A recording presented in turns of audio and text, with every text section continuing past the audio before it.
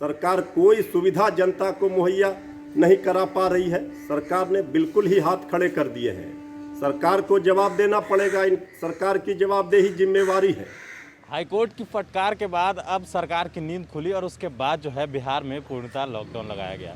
लेकिन बात कर ले कि जिस तरह से आरजेडी के प्रवक्ता मृत्युंजय तिवारी का आरोप है कि जिस तरह से हाईकोर्ट ने फटकार लगाया है और उसके बाद मृत्युंजय तिवारी ने आरोप लगाया कि सरकार अभी भी राजनीति कर रही है।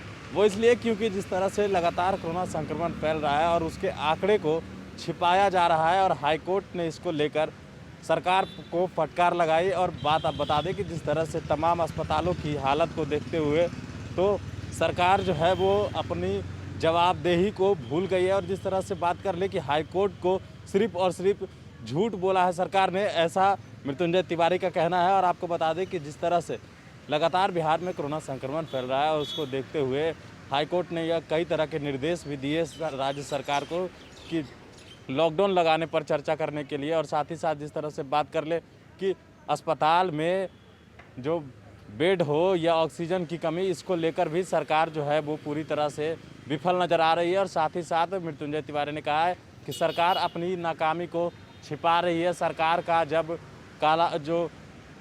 सरकार का जो काम है वो अब उजागर हो गया है, कितना पानी में सरकार है। इन तमाम चीज़ों को लेकर आरजेडी के प्रवक्ता मृत्युंजय तिवारी ने सरकार पर जमकर निशाना साधा है। क्या कुछ कह रहे हैं आरजेडी के प्रवक्ता मृत्युंजय तिवारी, सुनिए उनके बयान। माननीय उच्च न्यायालय के कड़ी फटकार के बाद भी बेशर्म बिहार की सरकार अभी भी इस संकट काल में भी राजनीति कर रही है, अपनी छवि बचाने की कोशिश कर रही है और गलत आंकड़े दे रही है।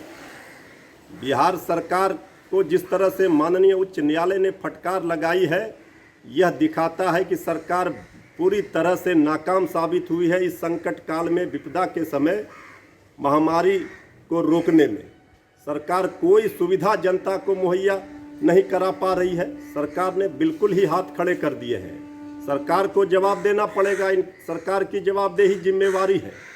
इस नाकारे और नाकाम सरकार के खिलाफ माननीय उच्च न्यायालय ने जो टिप्पणी की है, जो लोग जंगल राज की राग अलापते थे वो आज चुप क्यों है?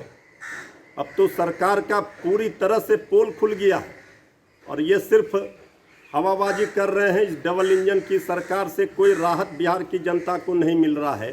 अस्पतालों में ऑक्सीजन, बेड और दवाई नहीं मिल रहा है। अभी तक सरकार ने केंद्र से कोई मांग नहीं किया है ऑक्सीजन की, सिलेंडर की, ये किसी भी चीज़ की।